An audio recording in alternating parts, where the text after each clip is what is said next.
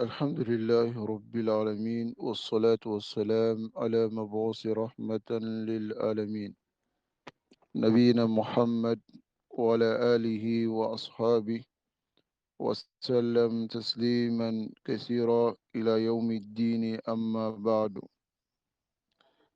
ونواصل في الفتاوى المهمة في تفسير الأمة ونحن في فتاوى الشيخ صالح ابن عبد الله الفوزان حفظه الله تعالى. Donc, nous continuons dans les fatwas importantes dans l'instruction de la communauté. Et nous sommes sur la question numéro 16, 17 et 18 que nous allons lire aujourd'hui, Inch'Allah. Alors, la question numéro 16, celui qui pose la question au Cheikh Salih Al-Fawzan, il dit Ma hukmu ma'asiyati wa mukhalafati wulati al-umuri فيما ليس بمحرم ولا معصية. Quel est le jugement de désobéir et de contredire les autorités dans ce qui n'est pas interdit, ni désobéissance? Alors le chef Salih Al-Fawzan, il répond, il dit يحرم مخالفة ومعصية ولاة الأمور المسلمين. Il est interdit de contredire et de désobéir aux autorités musulmanes fima laysa bi muharram, dans ce qui n'est pas interdit. Wala ma'siya ashad tahrim, ni désobéissance qui est interdite. لأنه معصية لله ورسوله, car cela est une désobéissance d'Allah et de son messager. قال تعالى, et Allah le traduit dit, أطيعوا الله وأطيعوا الرسول وأولي الأمر منكم. Obéissez à Allah et à son messager et aux détenteurs de l'autorité parmi vous. وقال صلى الله عليه وسلم, et le messager d'Allah sallallahu alayhi wa sallam, il dit, Man yuti'il amira, celui qui obéit à l'autorité, faqad ata'ani, m'a certes obéi. Wa man asal amir, et celui qui désobéit à l'autorité, faqad asani, il m'a désobéi. Ce hadith a été rapporté dans Sunnah de Ibn Abi Asim. ولما يترتب على معصية الولاة الأمور من شق العصا. À cause de ce qui en résulte aussi de la désobéissance des autorités,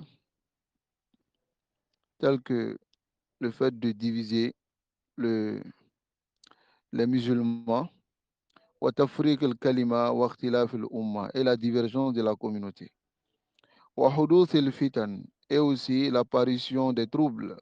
واختلال الأمن, et aussi l'instabilité dans le pays, c'est-à-dire le manque de sécurité. Alors, ومبايعة ولي الأمر تقتضي طاعته بالمعروف. Le serment d'allégeance, c'est-à-dire prêter serment à l'autorité, implique ici son obéissance dans le bien. ونزع اليد من طاعته يعتبر خيانة للعهد. Et retirer la main d'obéissance, c'est-à-dire ne pas obéir à l'autorité, on considère cela comme une trahison de l'engagement. قال تعالى, et Allah le Très-Haut dit, وَأَوْفُوا بِعَهْدِ اللَّهِ إِذَا عَاهَدتُّمْ. Alors, acquittez-vous de l'engagement que vous avez pris avec Allah subhanahu wa ta'ala lorsque vous prenez l'engagement. وَالْغَدَرُ بِالْعَهْدِ. Alors, ne pas respecter l'engagement min sifat al-munafiqin fait partie des caractéristiques des hypocrites. Donc, voici la réponse du Cheikh Salih Al-Fawzan à la 16e question qui est quel est le jugement de désobéir et de contredire les autorités dans ce qui n'est pas interdit. Alors, on ne désobéit pas aux autorités, sauf si l'autorité ordonne ce qui est interdit. Et s'il ordonne ce qui est interdit, on ne l'obéit pas. Mais on ne parle pas aussi sur lui. On ne le critique pas. Tayyib, nasallallahu alayhi wa sallam. La question numéro 17. هل يشترط في القنوت في الصلاة إذن ولي الأمر? Est-ce que le qunut, c'est-à-dire les invocations qu'on fait dans les prières, dans les derniers rakats, qu'on appelle les qunut, est-ce que c'est une condition de faire le qunut, la permission de l'autorité? Est-ce que la permission de l'autorité est une condition? Tel que par exemple, il y a un problème dans le pays. Il y a ikhtilal al-amn, l'instabilité. Et les mosquées décident de faire des qunut dans les mosquées pour pouvoir invoquer Allah subhanahu wa ta'ala afin que Allah apporte la stabilité dans le pays. Est-ce que ce genre de qunut, c'est une condition qu'on ait l'autorisation de l'autorité? Alors, le cheikh qui répond, Salah al-Fawzan, hafizahullah ta'ala, il dit as-salatu ibadah. La prière est une adoration. ولا يجوز إحداث شيء فيها إلا بفتوى من أهل العلم.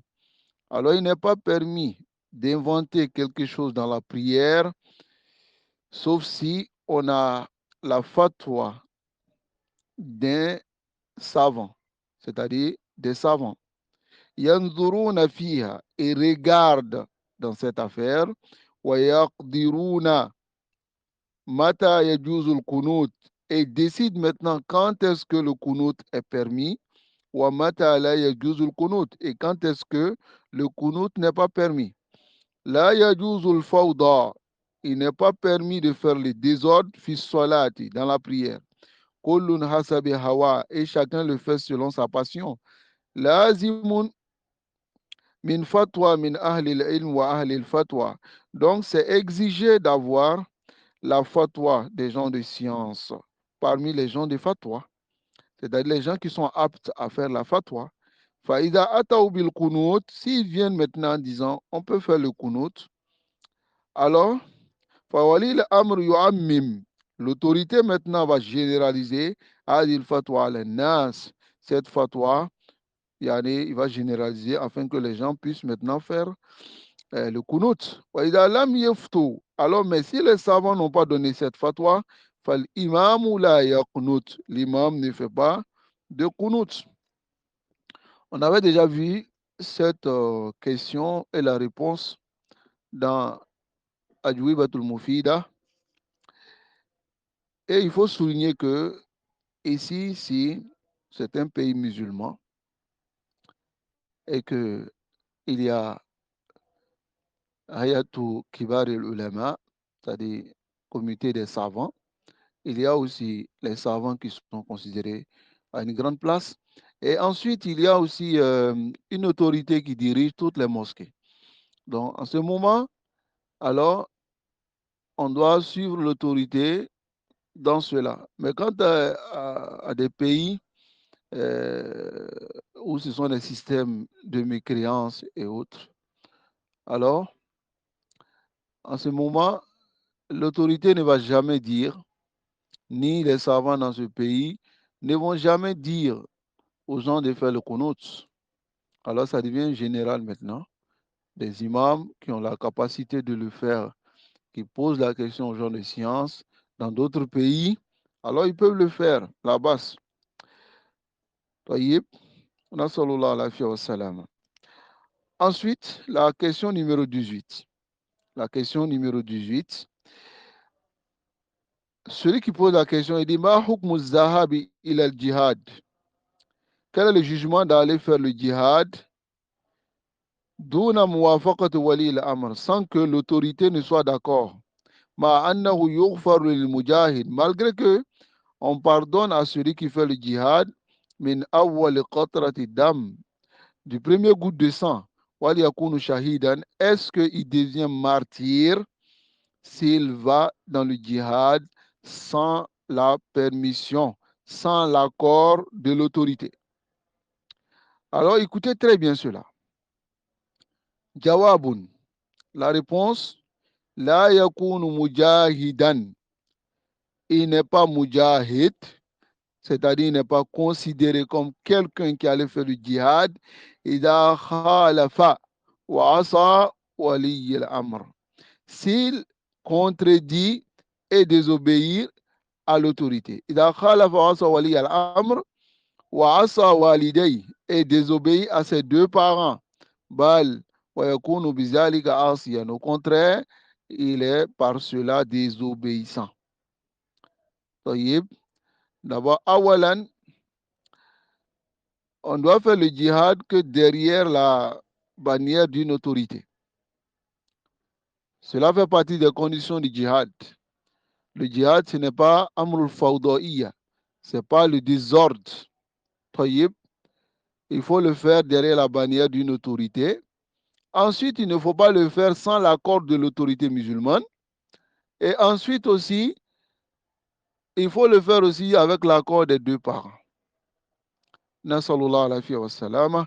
Qu'Allah nous préserve. Donc, on va s'arrêter ici, bi'iznillah. Et demain, nous continuons dans la réponse de Cheikh Saleh ibn Abdelaziz al-Sheikh. Je souligne que la question qui lui a été posée, la réponse du Cheikh est très longue. Donc, on va faire l'effort de lire cette réponse demain, Inch'Allah. Jazakumullah khairan wa sallallahu wa sallam ala nabiyyina Muhammad wa ala alihi wa ashabihi ajma'in.